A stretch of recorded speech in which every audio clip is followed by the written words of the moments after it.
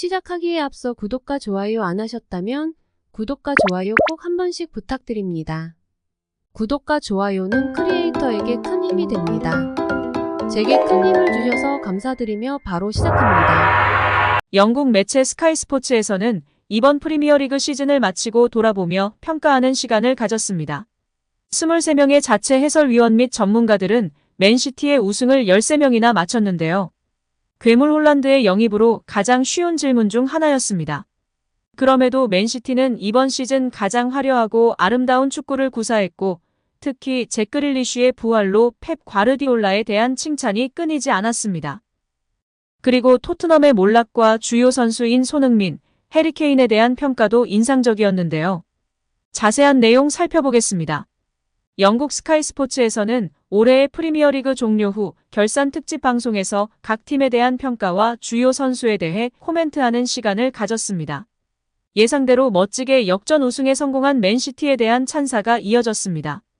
특히나 잭 그릴리쉬를 부활시키고 가장 아름답고 펩다운 축구를 구사하고 있는 점, 날로 전술이 업그레이드 되고 있다는 점에 대해 후한 점수가 부여되었습니다. 이제 인터밀란과의 챔스 결승전만을 남겨놓고 있는데요.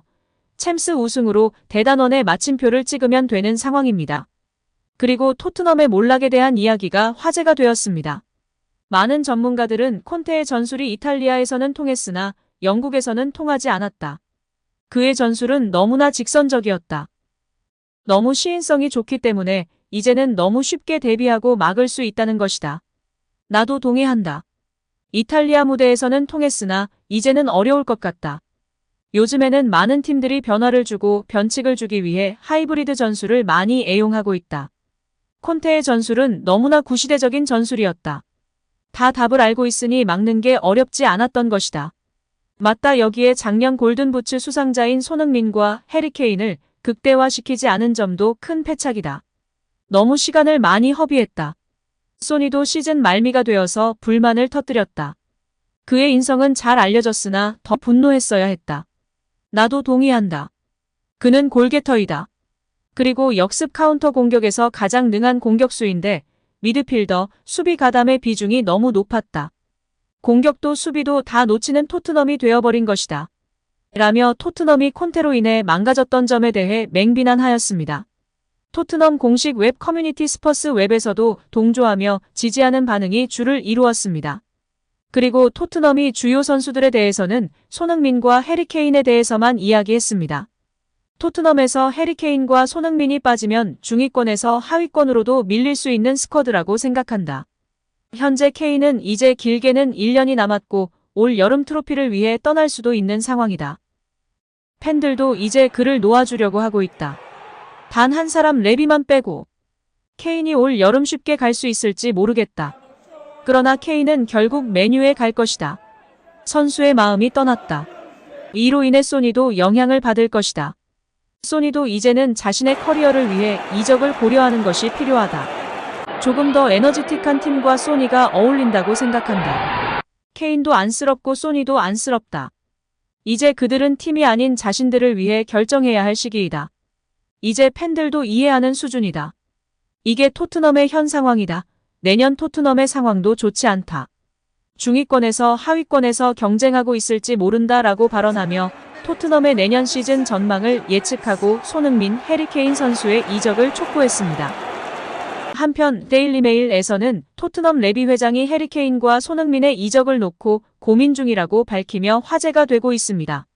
매체는 해리 케인의 경우 해외 리그에 팔기 원하는데 현재까지는 1,600억 원의 이적료로 맨유만이 적극적인 행보를 보이고 있어 올 여름 1,600억 원을 받고 팔거나 아니면 한 푼도 못 받고 내년 여름에 FA 떠나보내야 하는 상황입니다.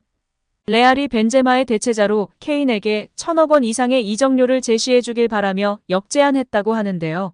아직까지 레알은 묵묵부답인 상황입니다. 여기에 토트넘 주급 2위인 손흥민에 대한 이적 고민도 깊어지고 있다고 하는데요. 손흥민의 경우에는 이탈리아 리그 AC 밀란에서 트레이드와 현금 거래를 제한하고 있어 탐탁치 않은 상황이고 프리미어리그에서는 뉴캐슬, 리버풀, 첼시와 저울질하고 있다고 합니다. 레비는 해리 케인과 같이 손흥민도 해외 리그로 판매하길 원하고 있습니다. 상대팀에 갔을 때 더욱 위협이 되는 손흥민이기에 기왕이면 케인처럼 해외 리그에 판매하길 원하는데요. 손흥민도 케인과 같이 프리미어리그를 세계 최고 리그로 생각하고 런던에서의 생활에 만족하고 있어 쉽지 않은 상황입니다. 이러한 상황 속 뉴캐슬의 빈살만 구단주가 거부할 수 없는 제안을 하며 레비 회장의 마음을 뒤흔들고 있다고 합니다. 손흥민은 계약 기간이 2년이나 남아있어 높은 이적료를 받을 수 있으나 나이가 있어 700, 800억 원부터 시작할 수 있다는 게 현지의 평가입니다. 물론 아시아인이기 때문에 상당히 낮게 측정되어 있다고 생각되는데요. 그래서인지 뉴캐슬의 빈살만 구단주는 21년 만에 챔피언스리그 진출로 인해 뭉칫돈을 풀 생각이며 가장 첫 번째 단추로 손흥민 영입을 적극 추진하고 있다고 합니다. 뉴캐슬은 리그 최소 실점으로 수비는 안정되어 있다는 평가를 받고 있으나 왼쪽 측면 공격 및 공격력에 대한 아쉬움이 있는데요. 이를 해결하기 위해 검증된 월드클래스 공격수 손흥민을 영입하려고 하고 있습니다. 뉴캐슬은 손흥민의 몸값이 비싸지 않다고 생각하고 있어 적극적인 구애로 토트넘과 접촉 중이라고 합니다. 에디 하우 감독도 원칙 안에서 선수의 이름값이 아닌 팀의 융화, 실력, 인성을 두루 갖춘 손흥민 영입에 적극 찬성하며 빈살만의 선물을 기다리고 있다고 전해지고 있습니다. 또한 수비에 일가견에 있고 욕심이 많은 에디 하우 감독이기에 김민재 영입 전에서도 필사적이라고 하는데요. 김민재를 중심으로 수비진을 구성한 후 더욱 높은 전방 압박과 빌드업을 위해 반드시 김민재도 함께 영입해주길 바라고 있다고 합니다. 김민재의 경우에는 메뉴와 2파전 양상으로 평가받고 있습니다. 여기에 이적시장 전문가 로마노 기자는 29일 맨체스터 유나이티드와 뉴캐슬은 여전히 김민재에게 관심이 있다고 밝혔습니다. 스팔레티 감독은 김민재를 최고의 수비수로 인정하면서 잔류를 원했다. 스팔레티 감독 역시 올 시즌을 끝으로 나폴리를 떠날 수 있다. 그는 김민재는 확실히 세리에어 최고 수비수였다. 공이 그의 주변에 있으면 일종의 푸시 알림 있는 것 같았다. 그가 나폴리에 잔류했으면 한다고 바람을 말하기도 했지만 뉴캐슬이 적극적으로 구애하고 있다고 합니다. 뉴캐슬은 21년 만에 챔피언스리그 진출에 성공하였고 사우디 국부펀드가 공표한 대로 착착 순조롭게 팀이 성장하고 있는 상황입니다. 이에 다음 시즌 준비에 정말 진심이며 적극적인 행보를 이루고 있습니다. 인수 시 수년 내에 맨시티와 같은 대형 클럽이 되겠다고 공표하였습니다. 뉴캐슬은 훌륭한 스타디움이 증명하듯 프리미어리그에서 근본 클럽 중 하나로 손꼽혔던 클럽입니다. 인수 전에도 근본 클럽으로 운영을 잘 해왔기 때문에 이번에서 빈살만과의 만남에 많은 전문가들이 기대하고 바라보고 있습니다. 특히 훌륭한 업적을 이룬 에디 하우 감독과 2년 재계약을 체결하며 그를 지지하였고 앞으로의 여정 가운데 든든한 지원을 아끼지 않겠다며 공표하는 등 이번 이적 시장에 대한 뉴캐슬의 행보에 전문가 및 팬들의 이목이 쏠리고 있습니다. 손흥민과 김민재 과연 빈살만의 뉴캐슬로 향하게 될까요? 오늘 영상은 여기까지입니다. 우리 구독자분들의 생각은 어떠신지 궁금합니다.